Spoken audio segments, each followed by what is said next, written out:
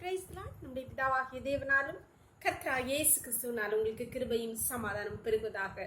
நாளிலும் கூட நமக்கு ஜீவனை தந்ததும் இல்லாமல் தயையும் பாராட்டினார் அல்லவா, அவரை துதிக்கலாமா? என்னை பலப்படுத்தும் தேவன் உயிரோடு இருக்கிறார். என்னை பலப்படுத்தும் தேவன் உயிரோடு இருக்கிறார். நான் கழுகை போல எழும்ப செய்திடுவார். என்னை எழும்ப பண்ணும் ஆண்டவர் என்னோடு இருப்பதால் நான் எழும்புவேன் அவர் பலத்தால். என்னை எழும்ப பண்ணும் ஆண்டவர் என்னோடு இருப்பதால் நான் எழும்புவேன் அவர் பலத்தால். என் பலன் ஒன்றுமில்லை என்று நான் அறிவேன், அவர் பலன் இன்றும் குறையவில்லை.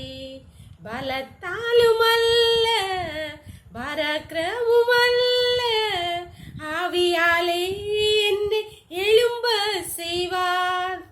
பலத்தாலும் அல்ல பராக்கிரமும் அல்ல, ஆவியாலே என்னை எழும்ப செய்வார். என்னை எழும்ப பண்ணும் ஆண்டவர் என்னோடு இருப்பதா நான் எழும்புவேன் அவர் பலத்தால். என்னை எழும்ப பண்ணும் ஆண்டவர் என்னோடு இருப்பதால் நான் எழும்புவேன் அவர் பலத்தால். ஒரு வேத பகுதி வாசிக்கலாமா? யோவான் 5வது அதிகாரம் 2வது வசனம் 8-9. எபிரேய பாஷையிலே பெதஸ்தா என்னப்பட்ட ஒரு குளம் எருசலேமின் ஆட்டு வாசல் அருகே இருக்கிறது. அதற்கு 5 மண்டபங்கள் உண்டு. 38 வருஷம் வியாதி கொண்டிருந்த ஒரு மனுஷன் அங்கே இருந்தான். இயேசு அவனை நோக்கி, எழுந்திரு, உன் படுக்கையை எடுத்துக்கொண்டு நட என்றார். உடனே அந்த மனுஷன் சொஸ்தமாகி தன் படுக்கையை எடுத்துக்கொண்டு நடந்து போனான். அந்த நாள் ஓய்வு நாளாயிருந்தது. இந்த வேத பகுதி நன்கு தெரிந்த போதுதான். பெதஸ்தா குளத்தின் அருகே 38 வருடமாய் வியாதியாயிருந்த மனிதனை அப்பா வந்து சுகமாக்கினார். கர்த்தர் அறிந்துதான் வந்தார். இவனுக்கு உதவி செய்ய யாரும் இல்லை, இவனை குணப்படுத்தவும் யாரும் இல்லை. 38 வருஷமா கஷ்டப்பட்டுட்டான், போதும் அப்படின்னு சொல்லி அவனை தேடி அந்த குளத்தின் அருகே வந்தார். ஏன்னா அவனால் எழும்பி வர முடியாது. அதனால கர்த்தர் தேடி போனார்.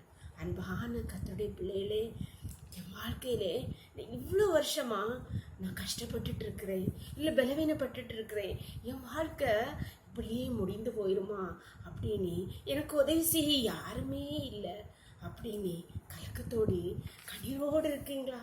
கர்த்தர் இன்று உங்களை தேடி வருகிறார். உங்கள் வியாதி நின்று, உங்கள் பிரச்சனை நின்று, உங்கள் கஷ்டத்தை நின்று உங்களை தூக்கி விட முடியாது. அவனை பார்த்து எழுந்துருன்னு சொன்னார். அதே போல உங்களை தேடி வந்துறார். நீங்க எழும்ப செய்வார், உங்களை எழும்ப செய்வார் கர்த்தர். உங்களை வியாதி நின்று, கஷ்டத்தில் நின்று, பலவீனத்திலிருந்து கர்த்தர் இன்று எழும்ப பண்ணும்படியாய் உங்கள் அருகே வந்திருக்கிறார். ஜெபம் பண்ணலாமா? எங்களை நேசிக்கிறாங்களே அன்பின் தகப்பனே, தர்மியான நாளுக்காக கூட ஆக்கூடி நன்றி தகப்பனே. நாளை கூட எங்களுக்கு ஈவாய் தந்தீங்களேப்பா. நாளின் காலை முதலையும் மட்டுமாய் உங்களுடைய தயவுள்ள கரம், உங்க கிருபை எங்களை தாங்கினதேப்பா. நன்றி தகப்பனே, நன்றி தகப்பனே. இப்பொழுது மடியாளோடு இணைந்திருக்கிற ஒவ்வொரு பிள்ளைகளையும் உடைய கருத்திலே தருகிறோமப்பா. தங்கள் வாழ்வில் அன்றைய உதவி செய்ய யாருமே அநேக ஆண்டுகளாய் கஷ்டத்திலும் பலவீனத்திலும் பாடுகள் மத்தியிலும் அப்பா தவித்து கொண்டிருக்கிற உடைய பிள்ளைகளை தேடி நீர் வந்துள்ளீரேப்பா. அவர்களை எழும்ப பண்ணும்படியாய் அப்பா நீ வந்துள்ளபடியால் நன்றி தகப்பனே. ஒவ்வொரு பிள்ளைகளையும் தூக்கி எழும்ப பண்ணுங்க தகப்பனே. உடைய கரத்திலே ஒவ்வொருவரையும் தாழ்த்துக்குள்ளே மூடி மறைச்சுக்கோங்க. சகல துதியும் கனமும் வலமையும் பலனும் ஞானம் என் தேவாதி தேவன் ஒருவருக்கே செலுத்துவோம். இயேசுவின் மூல ஜெபங்கள் நல்ல தந்தையே, ஆமென். God bless you. கர்த்தர் உங்களை ஆசீர்வதிப்பாராக. ஆமென்.